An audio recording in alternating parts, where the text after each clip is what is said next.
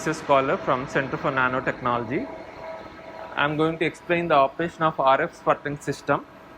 Sputtering is a technique in which high energetic ions will strike the surface of the target or material and will eject the atoms from the surface, and these ejected atoms will deposit on the substrate, and this happens in high vacuum conditions in the order of 10 power minus 6 mbar. So this is a vacuum chamber unit of the sputtering system, and this is the control unit, and that is the chiller unit. So in this sputtering system we can do DC sputtering, RS sputtering and nanogel. DC sputtering is used for conducting target materials, and it is having a problem with dielectric targeting materials. Over the time, charge will build up on the cathode or on the target, and which affects the overall sputtering process. Whereas RS sputtering process, it alternates the electric potential of the current in the vacuum chamber at radio frequencies in the order of 13.56 megahertz, and this will actually avoid the charge buildup on the surface of the target at cathode. So since this is a high vacuum chamber, the main usage of this is to deposit thin films, and thin films are having wide range of applications.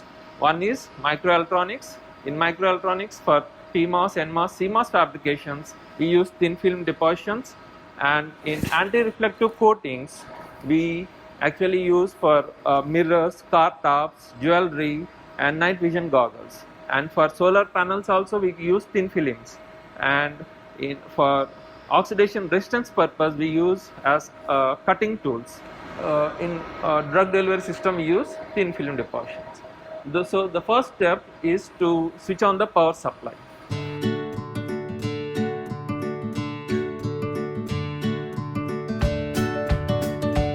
Now you see the vacuum chamber is in vacuum, so it should be always in vacuum, and it is in the order of -2, 10 power minus 2. Now the first step is we have to load the target or the material that we want to sputter, will be done here, and the substrate loading will be done here. So since this is in vacuum, we have to bring down the vacuum to atmospheric pressure, that is 995 mbar. So for that we have to insert the nitrogen gas, which is actually very pure and does not have any moisture, and by means of insertion of nitrogen gas we will have the atmospheric pressure inside this, and by means of control unit we will do the venting. So first we will turn on the nitrogen gas.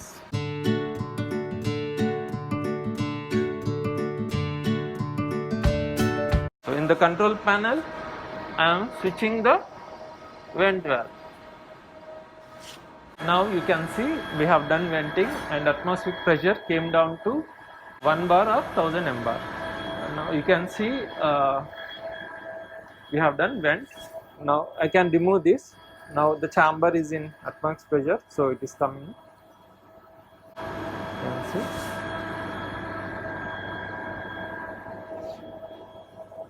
So the opposite part is the grill part that we can see is the TMP, turbo modular pump, which is actually used to bring the vacuum to 10 power minus 6 mbar. That will be helpful, and along with that we use rotary pump for creating vacuum.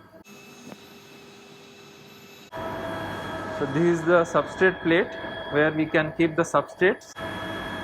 We can load the substrates. So I am going to load substrates now.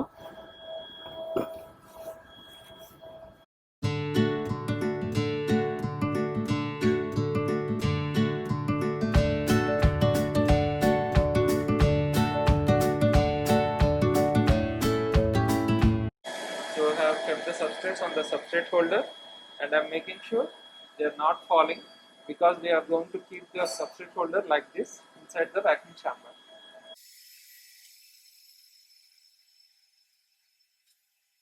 We have kept the substrate holder, and which is covered by the shutter.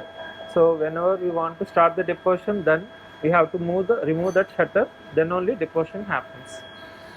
So I am closing. we have loaded the substrates and target is loaded here. Therefore, the first part is completed. Now it is in atmospheric pressure. Now we have to evacuate. So we have to create vacuum. For that, I have stopped vent valve, closed vent valve. Now I am going to open the backing valve, and so that we will start the rotary pump also, so that 10 power minus 2 vacuum is created, and up to the levels of 10 power minus 2 we have to create vacuum.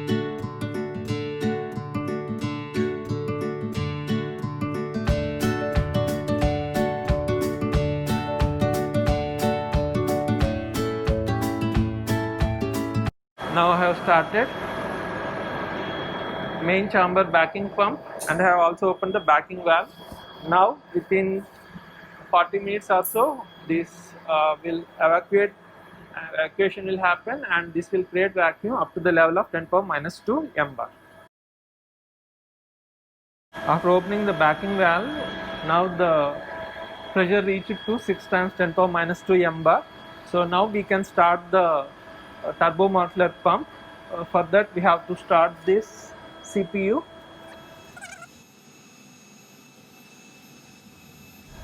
Now opening Lay Assist software. So this software is used to control the operation of turbo muffler pump. So this is the interface which we have. If we click, we can control the we can set the frequency of the turbo muffler pump and other parameters, current actual, everything we can set here, but this is fine. So we have to on remote control and we have to start. So now you can see slowly here the frequency will change. Now the frequency has changed and it will reach to the set frequency, and after that we can say that turbo muffler pump has started fully. And now if we can see the monitor here, the pressure value will change from minus 2 to minus 6. So it goes up to 6 times 10 power minus 6, and that is the pressure where we can do the deposition. So we have attained 8 times 10 power minus 6 mbar pressure inside the chamber. Now it's time to insert the argon gas flow.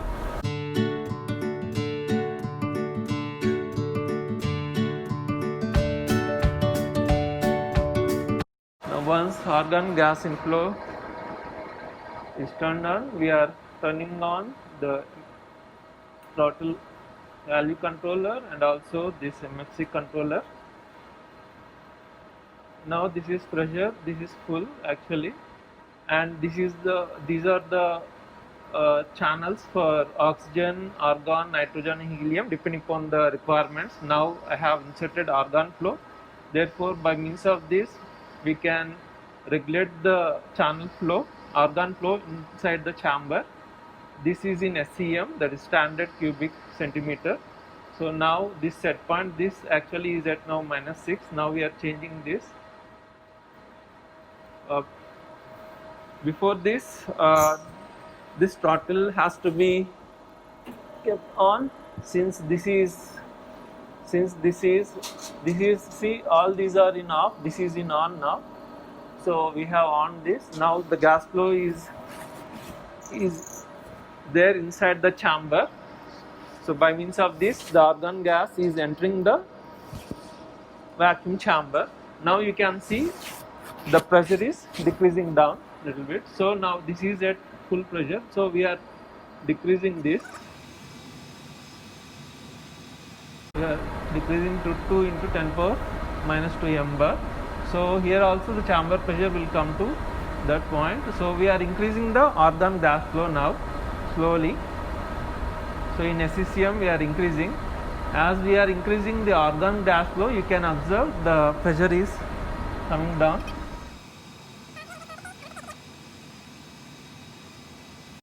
Now the set point pressure is equal to the chamber pressure.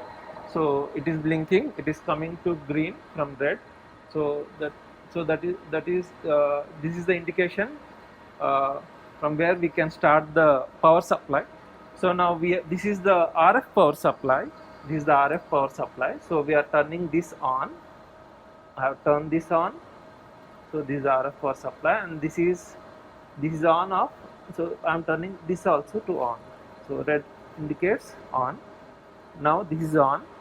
Now I am slowly increasing the power in steps of, see, the power is increasing. I have increased it to 6 watts, 5 watts. Now for for few seconds we will wait, then we will increase little bit again to another 5 watts to 10 watts. Now in total 10 watts we have increased power, and we can wait for a while. Now you can see here, you can see earlier there is no plasma. Now plasma appeared. Plasma appears because argon gas will be converted to argon ions and electrons because of the power that we are applying to the RF sputtering system, and those argon ions will hit the target surface and atoms will be ejected from the target surface, and they will travel through vacuum and will be deposited in the substrate which is connected to the substrate holder. And in order to start the deposition, we have to move the shutter. Unless we move the shutter, you can see here there will be a shutter inside the chamber which actually covers the substrate holder. And so if at all, if we remove the substrate holder, then only the deposition starts. We will change the power. Here it is now 10 watts. Now we are changing this to 20 watts. So if at all, if you want to deposit the material at 20 watts, then 20 watts is set, and now see the plasma radiation will increase little bit compared to earlier. And if we still increase, if you want to see, you can see the plasma radiation there, it is keep on increasing as we increase the power supply. Now in order to start deposition, we have to wait 1 or 2 minutes because that sputtering will not be uniform. Therefore if we wait 1 or 2 minutes, it will be uniform. Then we can remove the shutter. From then onwards the deposition starts. This is how the deposition actually works.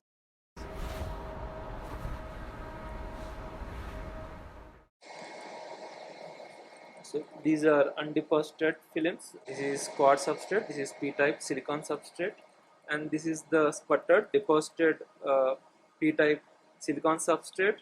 This is the quartz substrate, and this is the mask that we had put on the substrate while keeping on the substrate holder. You can see in the middle. So this is in the same color of this. So this is p-type substrate, and this is the thin film that has been deposited over the p-type silicon substrate.